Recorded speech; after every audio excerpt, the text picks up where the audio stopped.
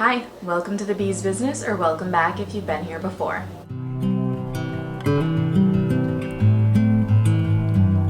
Thank you for joining me in this video that is part of my children's literature review series. Through this series, I hope to help fellow educators and parents discover titles in children's literature that are inspirational, motivational, educational, or a combination of these. In order to keep the reviews in this series consistent, I follow the same 5-step process every time I review a text. And on occasion, I throw in a 6th step where I invite my own children to share their rating of the text after we've read it together. Today, I am reviewing for you The Heart and the Bottle by Oliver Jeffers. Ultimately, this is a story about processing grief after loss. This is a really heavy topic, and I think that Oliver Jeffers did a nice job approaching it gently. I feel that this text would be very appropriate for children of any age. I also think this text would be great for children even if they haven't experienced loss themselves, because I feel like it's going to give them some insight into peers around them who may have experienced loss or grief. I feel like it's also a proactive way to gently give some knowledge about an experience that children are likely to experience at some point in their life that is a challenging one to work through. And by proactively giving them some skills, it can make the process at least a little bit easier. Additionally, something I really appreciate about this text is that it has a dust jacket, and if you remove the dust jacket, it has a completely different cover. One of the smaller topics that's going on in this text is curiosity and encouraging curiosity, and I find it to not be coincidental that the cover of the book and the dust jacket are different from one another.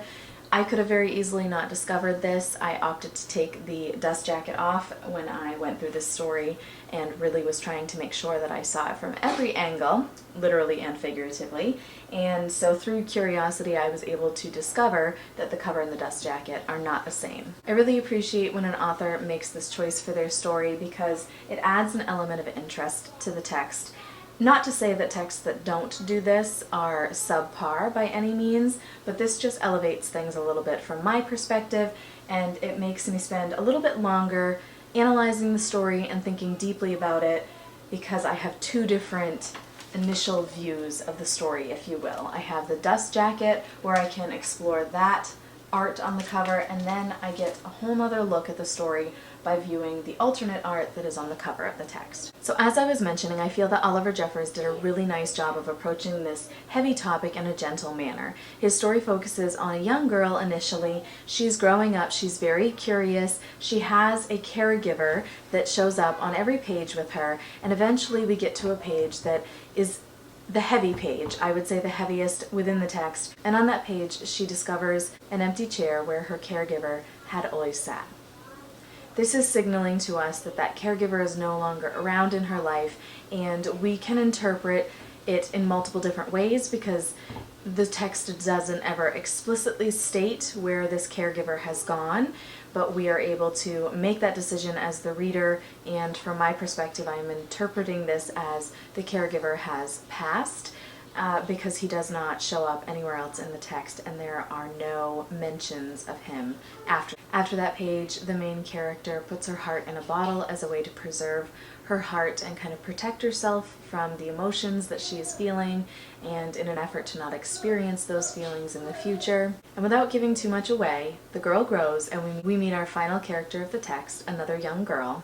And this young girl awakens some things inside of our main character. And ultimately, this young girl plays a very pivotal role in the story of our main character, and she is able to return her heart to her and get it out of the jar. And so she is able to experience her emotions again, and she goes on to sit in the chair where her caregiver had once been. And we see a scene where she is really exploring and imagining as she once did when she was a young girl.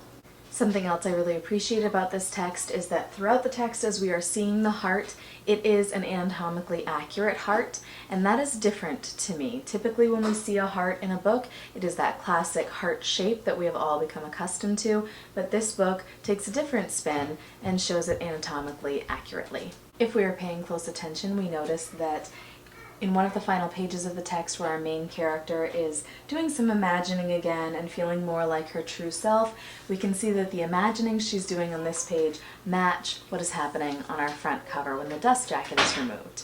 Another thing I like to pay attention to when I'm thoroughly going through a text is the art on the inside of the front cover as well as the back cover. And in this case, in this text, in the front cover we are able to see our main character as well as the caregiver that shows up in the first several pages with her. And in the back we are able to see some images of an anatomically correct heart. I really appreciate a text where the illustrations as well as the language within the text are both beneficial to the reader and feel quite intentional. I feel like all of the art in this text is very intentional. It matches the words, but it also isn't just giving information to the reader, and it's really encouraging you to make some inferences and think deeply about the text.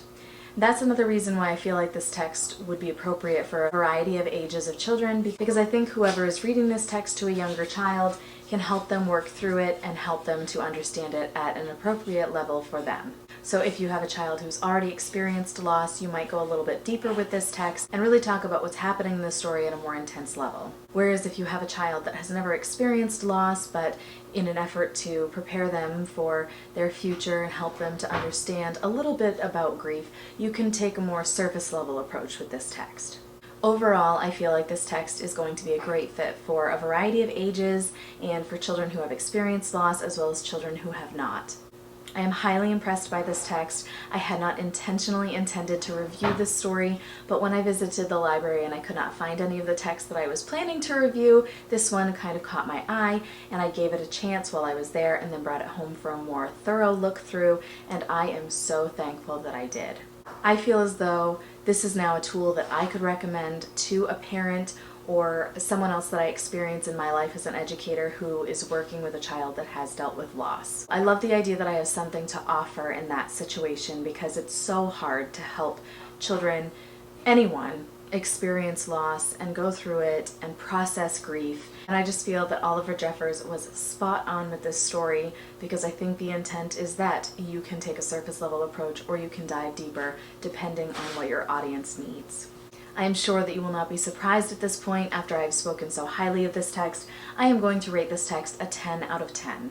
And as I am getting to step 5, I'm realizing that I never addressed step 3 in my review process, which is any constructive criticism that I have. And I think that I glazed over that step because I don't have any constructive criticism for this text. I love it just as it is, and I don't think that any changes would be beneficial. Thank you so much for joining me in this vlog that is part of my children's literature review series. If you have any questions about this text, please leave them in the comments. I'd be happy to answer them. I also welcome all feedback about my review process. I would love to know what you find beneficial, and if you have any constructive criticism for how I could make this review series even better. I appreciate you being here, and I cannot wait to see you in the next one. Bye!